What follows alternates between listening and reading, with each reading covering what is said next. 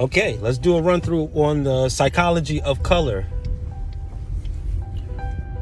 The color white means to begin. This is another form of a clean slate. You understand? Start off with the light or some grand conclusion, but it symbolizes new beginnings. Color black represents the infinite possibilities of what is yet to be. So any light form, anything with light was conceived in the darkness of the mind. So the color black is the color with all of the colors in it. Conversely, the color white is the color with the absence of all the colors.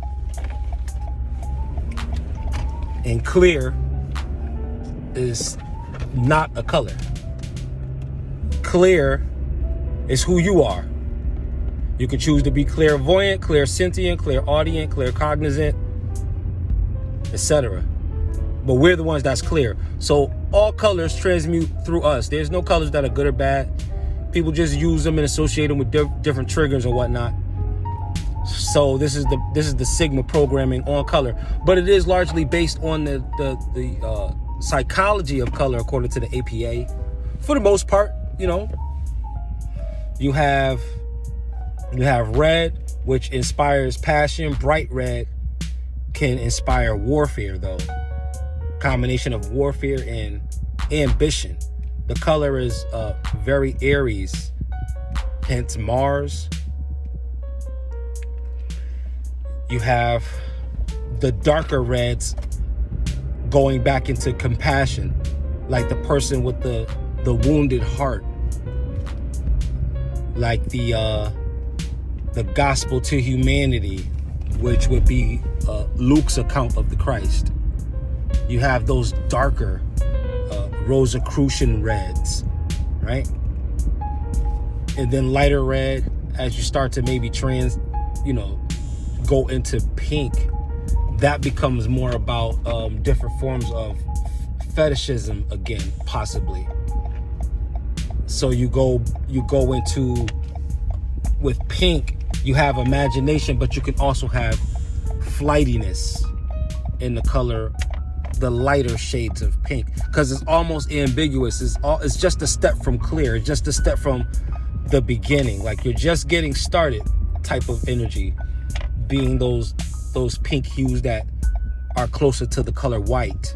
But then as you start to venture toward fuchsia in the likes, and I guess maybe levels of magenta and those pinks that really start to go and transcend into the purple, those would be the ones that are really like flashes of, not flashes, but sustained maybe insights. But through the channeling, you can probably get lost in the loftiness. So those hyper pinks like that, those hot pinks, they can have that kind of energy on it. Like the party's on, but if it's not balanced out with the blues that it could transition into, you could be stuck with the headaches, or the purples rather, from the pinks to the purples. You could be stuck with a migraine that began as a super party. All right, so the colors just overall, after the pinks, you get into like various forms of orange.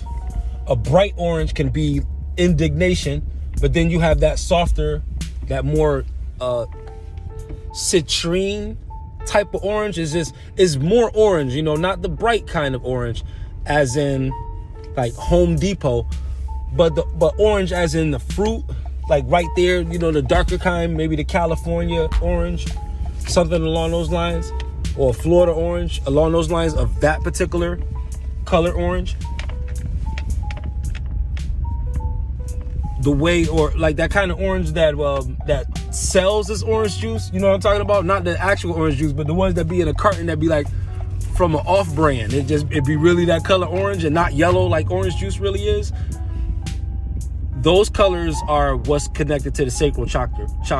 That particular orange, like when you think that orange is like, you like, that's the mouth-watering orange.